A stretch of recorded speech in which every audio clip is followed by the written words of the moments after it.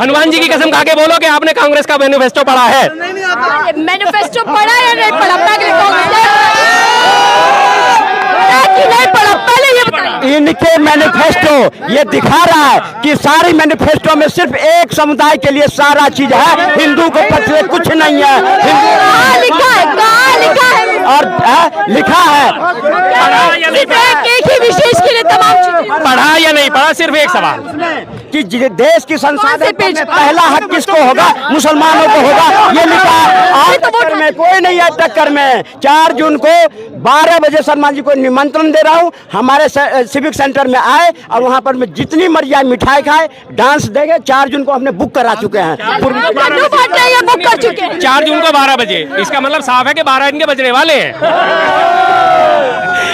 समर्थक है। चलिए शर्मा जी आपके पास आ जाते हैं।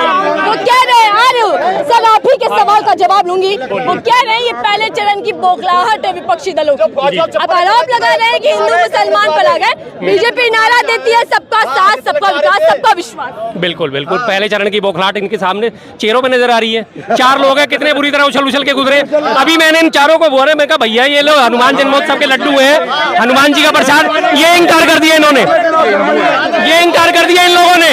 नहीं, हमें नहीं चाहिए। इस लड्डू को खाने से इनकार कर दिया। ये हनुमान जी का प्रसाद है, आज हनुमान जन्मोत्सव है। ये देखो इन लोगों ने मना कर दिया। कितनी बौखलाहट है इनमें, दिख रहा है ना? हाँ, कितनी है, कितनी बौखलाहट इनमें नजर आ गई है पहले से पहले ही। और दूसरी बात, सबसे बड़ी बात इनकी, ये माला किसी और चीज की है तुम्हें नहीं पता। हाँ जी, अब इनकी बौखलाहट 4 लोग हैं गिनती के। अभी 2-4 दिन बाद आप देखेंगे इनमें से 2 रह जाएंगे। 2 के बाद ये धीरे धीरे 0 हो जाएंगे। इनको पता चल गया जमीनी स्तर पे जो इनका पेरेंटल है कंपनी, जो इनकी पेरेंटल अथॉरिटी है RSS, उसके इंटरनल सर्वे में पिछली बार इनको मात्र 180 सीटें मिली थी। अब उन्होंने रिवाइंड करा अपना सर्वे, अब उसमें आ रही है 160, 150 से 160 के बीच में सर्वे आ रहा है कि RSS जो इनका ग्राउंड लेवल का सबसे ज्यादा बड़ा संगठन है, वो कह रहा है कि 160 या 165 सीट मुश्किल से आएंगी। अब इनकी हालत इतनी पतली होनी शुरू हो गई कि इन्होंने लास्ट एंड फाइनल घूम फिर के ने वही हिंदू मुस्लिम की शरण में आना पड़ा। अब ये हिंदुओं को टारगेट करके चल रही है, तुम्हारी संपत्ति बांट दी जाएगी, तुम्हारी संपत्ति विकेंद्रीकरण कर दिया जाएगा। भाई साहब, मैं कहता हूँ अनपढ़ राजा अनपढ़ प्रजा। इनके सरदार ने उनको मैनिफेस्टो नहीं पढ़ा और प्रजा ने मैनिफेस्टो नहीं पढ़ा। पूरे मैनिफेस्टो में 45 पेज के मैनिफेस्टो में कहीं भी मुस्लिम शब्द का उल्लेख है? इनसे पूछ लो, अगर इन्होंने मैनिफेस्टो पढ़ा हो, कसम खा के बोल दे आज हनुमान जी जन्मोत्सव है। हनुमान जी की कसम खा के बोलो कि आपने कांग्रेस का मैनिफेस्टो पढ़ा है? मैनिफेस्टो पढ़ा या नहीं पढ़ा?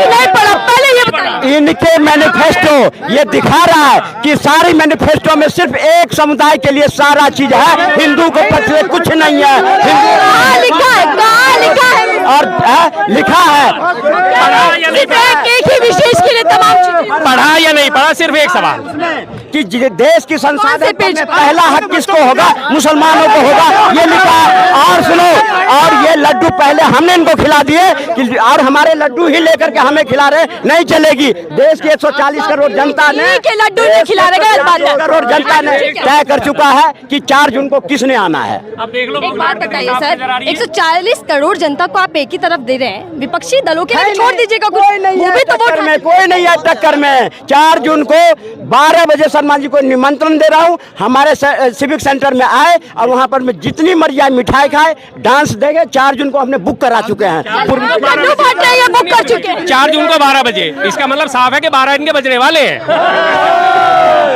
इनके 12 बज चुके और बजने वाले हैं। अब मैंने इनसे एक सवाल पूछा था, 45 पेज का कांग्रेस का मैनिफेस्टो है, क्या इन्होंने पढ़ा? इनका जवाब कहां कहां घुमा घुमा के ले गए, ऐसा वैसा वैसा वैसा वैसा, जाना था जापान पहुंच गए चीन, समझ गए ना। लेकिन इनसे ये नहीं दिया गया कि आपने 45 पेज का मैनिफेस्टो पढ़ा या नहीं पढ़ा। नहीं पढ़ा इन्होंने। पढ़ा होता तो इसमें इन्हें पता चलता कि कहीं भी पूरे मैनिफेस्टो में मुस्लिम शब्द का उल्लेख नहीं है। सब बाकायदा बोला गया संपत्ति का विकेंद्रीकरण। विकेंद्रीकरण का मतलब कि जितने उद्योगपति आज हमारे देश की हालत पता है क्या, मात्र 10% लोग जो है ना वो भारत की 80% से ज्यादा संपत्ति कब्जा करके बैठे हैं। मात्र 10% लोग। 140 करोड़ लोगों में से मात्र 13-14 करोड़ लोग ऐसे हैं कि जिनके पास 90% से ज्यादा संपत्ति है भारत की, और बाकी के बाकी जो 140 करोड़ में से 120 करोड़ जो है वो बाकी 10% संपत्ति में जीवित हैं। तो इनको ये चीज समझ नहीं आती। अब समझ आए कहां से? अंधेर नगरी चौपट राजा, टके सिर भाजी टके सिर खाजा। सवाल पूछूंगी लेकिन उससे पहले देखिए तमाम लोगों ने टीका लगाया है, तो ब्राह्मण जी वोट दे दीजिएगा। मैं बिल्कुल ब्राह्मण हूँ, इसीलिए मुझे गर्व है कि मैं ब्राह्मण हूँ, और ब्राह्मणों में माना जाता है थोड़ी बहुत अकल होती है। तो मैं अपनी उस अकल का इस्तेमाल करता हूँ। मैंने सबसे पहले ही कांग्रेस का मैनिफेस्टो पढ़ा, कांग्रेस की मैं बात रखता हूँ तो जाहिर बात है उसका मैनिफेस्टो पढ़ूंगा ही पढ़ूंगा। बीजेपी का पढ़ा कि नहीं पढ़ा? बीजेपी का पढ़ा। बीजेपी में क्या है, हम करेंगे हम करेंगे हम करेंगे हम करेंगे। एक भी चीज ये नहीं है कि हमने करा क्या। रामायण, उन्होंने सबसे बड़ी बात क्या बोली, पूरे विश्व में रामायण का सर्किट बनाया जाएगा। उन्होंने एक बार भी नहीं बोली कि हम नौकरियां किस तरह से देंगे, क्योंकि उनके पिछले नौकरी के जुमले 2 करोड़ के फेल हो चुके हैं। कांग्रेस के मैनिफेस्टो में गिनती की उन्होंने एक बात रखी, हम 30 लाख नौकरियां देंगे। 30 लाख नौकरियां जनमन है। आपको पता है 3 लाख पद केंद्र सरकार में खाली पड़े, 3 लाख पद पीएसयू में खाली पड़े, 3 लाख पद रेलवे में खाली पड़े, 9 लाख वैकेंसी तो यही हो गई। और बाकी की बाकी करीब 21 लाख वैकेंसी जो है राज्य सरकारों में पेंडिंग पड़ी है। उन्होंने पूरा खाका निकाल के क्लियर बोला कि हम 30 लाख वैकेंसी देंगे, हम 2 करोड़ नहीं देंगे, हम 3 करोड़ नहीं देंगे, हम 1.5 करोड़ नहीं देंगे, बिल्कुल नहीं देंगे। झूठ कहीं से कहीं उनका नहीं है। महिलाओं को 50% आरक्षण देंगे, नौकरियों में देंगे। हर स्टार्टअप, हर ग्रेजुएट को, डिप्लोमा धारक को पहले 1 साल के लिए 1 लाख रुपए देंगे। बोला या नहीं बोला उन्होंने? क्लियर बात रखी है, जो हो सकता है वो उन्होंने। आप क्या कह रहे थे सर? कुछ नहीं बीजेपी के मैनिफेस्टो को लेकर सारा झूठ है, बिल्कुल गलत है ये, बिल्कुल गलत बोल रहे हैं ये। सच क्या है, सही क्या? इतने शोर में बोला नहीं जाना ना, हमारे को समझ आ। चले, वो कह रहे हैं आर्यो सर आपके पास गया, वो कह रहे हैं पीछे से कि ये तो ट्रेलर था, पिक्चर अभी बाकी है, जैसा पीएम मोदी कह रहे हैं। काम करके दिखाएं और करेंगे भी। हम उस ट्रेलर से, हम बहुत ज्यादा आतंकित हैं इस ट्रेलर से। सारी दुनिया परेशान है, सारा भारत परेशान है इस ट्रेलर से। यही होगा ना अल्टीमेटली, यही होगा। सारा भाषण उछले हो गए क्या?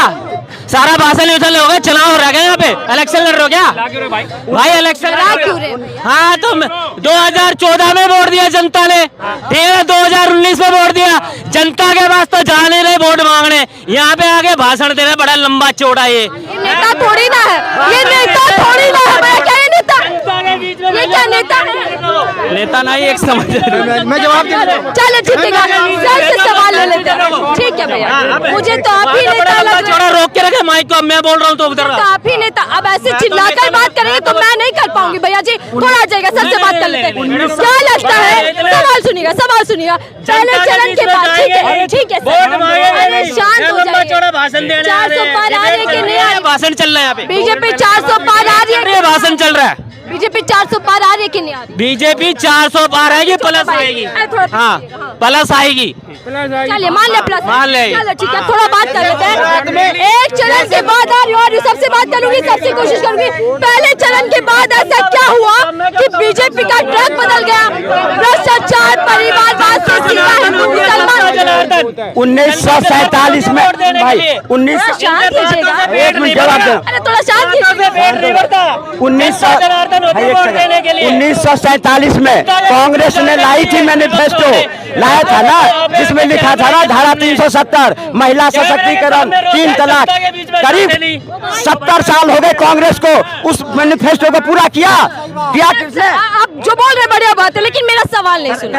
मेरा सवाल का जवाब, मेरे सवाल का जवाब। पहले चरण के बाद ऐसा क्या हुआ कि बीजेपी ने अपना ट्रैक बदल दिया? भ्रष्टाचार, परिवारवाद से सीधा हिंदू मुसलमान पर क्यों आ गई? जब 26 पार्टियां अपना ट्रैक बदल के मोदी को गाली दे सकता है तो शेर अकेला झपट्टा भी नहीं मार सकता।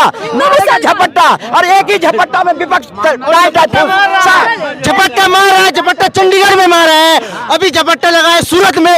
15 लाख वोटरों से उनका अधिकार छीन के झपट्टा मार रहे हैं और झपट्टा मारते रहेंगे। और देखो ये बांटने की बात, मंगलसूत्र की बात बहनों को समझा रहे थे, वो अपने मंगलसूत्र की बात करें ना, इसमें वो मंगलसूत्र का बताए ना, वो तो कह रहे हैं हम बांट देंगे। ये तो छोड़ देंगे ना, छोड़ के वो जाएगा कहाँ मंगलसूत्र? उसका मतलब बता दो। ये जो युवा साथी भी मेरे साथ हैं, वोट बेरोजगारी, महंगाई पर देंगे या फिर हिंदू मुसलमान? मैं बता रहा हूँ, जब कांग्रेस के राज में सिलेंडर 400 रुपया रहता था, डीजल पेट्रोल 50 से 60 रुपया लीटर रहता था, यही हमारे देश के प्रधानमंत्री कहते थे, अरे सूखे सैया खूबे कमात है, अब महंगाई डायन खा जाते। आज यही सिलेंडर 1000 रुपया पार है, डीजल पेट्रोल 100 रुपया पार है। आज यही महंगाई भारतीय जनता पार्टी की भौजाई बन के रह गई है। चले तो साहब गरीबी मिटाने, चले तो साहब गरीबी मिटाने, और गरीबों को वही मिटा दिया और उज्ज्वला लग गया, छज्जा पर खवा दिया। हम युवा बेरोजगार हैं। आखिर नहीं सुनते आप मोदी जी का भाषण? सुनिएगा, मोदी जी की बात गरीबों से शुरू होती है और गरीबों पर ही खत्म होती है। मोदी जी कह रहे हैं लखपति दीदियां बनानी है। आप गरीबी भी मिटाने गरीबों को ही मिटा दिया और उज्ज्वला लग गए छज्जा पर रखवा दिया। ये इनके आम युवा आखिर कब सिलेंडर नहीं दिए, फ्री सिलेंडर नहीं दिए क्या देश की जनता को? सिलेंडर तो दे दिए लेकिन छत दे दी है। लेकिन भरवाने के लिए हमारे पास गरीब जनता के पास पैसा नहीं दिए। उन्होंने झुंझुना हाथ में दे दिया कि लो भैया बजाते रहो झुंझुना, उसको यूज करने वाला कोई नहीं है भैया। आज देख लीजिए जितने 80% लोग सिलेंडर पे खाना नहीं बनाते, इनसे पूछिए, ये तो अपना बना लेते, जो गरीब जनता को कहाँ से खाना बनाएगी अपना? बताइए मैडम, ये तो अपना बना लेंगे, जो गरीब जनता जिसके पास पैसे नहीं भरने को, कहाँ से महंगाई इतनी हो गई। जब मोदी जी आए थे ना, 400 पार मोदी जी के साथ इन्होंने पहले कहा, आज वही गरीब गांव की कहती है मोदी जी 400 पार। पहले बात निकलेगा तरीके से बात करेंगे आप बोले कैमरे पर। जी मेरी बात को सुनिए, आराम से बात आराम से आ रही हूँ, रुकेगा, आ रही हूँ, चलिए ठीक है। आप क्या बोल रहे हैं? ये कह रहे थे अभी, मैं कहता हूँ देश आजाद होने के बाद 400 पार की बात नहीं, 400 पार अभी कहे न, पहले मोदी जी पर पर्सनल अटैक करे हैं मंगलसूत्र पे। 1971 में इंदिरा गांधी ने क्यों मंगलसूत्र लिया था? पूछो जाके इंदिरा गांधी से। और जवाहरलाल नेहरू के जवाहरलाल मरने के बाद पर्सनल अटैक करने से पहले महात्मा गांधी ने अपनी सरनेम देके फिरोज गांधी को, इंदिरा गांधी को गिफ्ट में क्यों दिया था? लेकिन मेरा सवाल ये भी है सर, रुकेगा, एक बार बताइए, पीएम मोदी आखिर मैं युवा हूँ, सुनिए, कैमरे पर आइएगा। मैं युवा हूँ, अरे यार मैं युवा हूँ, यही कहूँगा आखिर कब लगेगी नौकरी? हर किसी का यही सवाल है। नौकरी की चाह में, पढ़ने की चाह में रात भर जागते हैं, नौकरी की चाह में हर रोज भागते हैं। बेरोजगारी का दर्द कोई हम युवाओं से पूछे जो बूढ़े माप से लगातार पैसे मांग रहे हैं।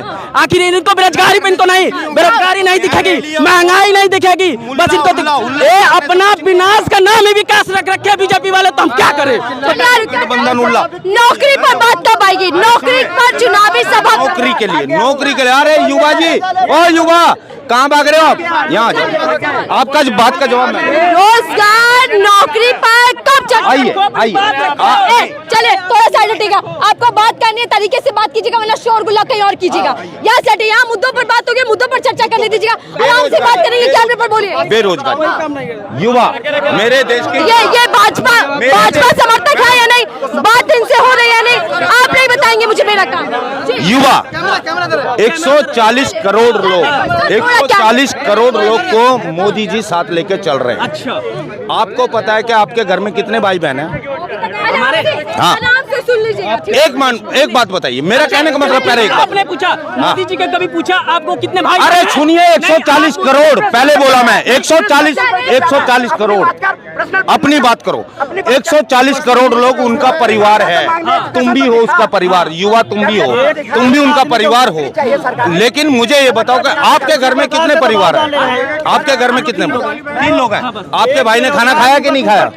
आपको पता है? नहीं, प्लीज मेरी नहीं, पर्सनल नहीं, ये भी पर्सनल है। कहना क्या चाह रहे हैं? कहना चाहते हो 140 करोड़ लोग में सब परिवार हमारा आता है, मोदी परिवार आता है। कौन किसके? मणिपुर में बेटियां जलती रही, एक कहने नहीं गए। सुनिए, मैं बता दूं, दिल के जख्म पर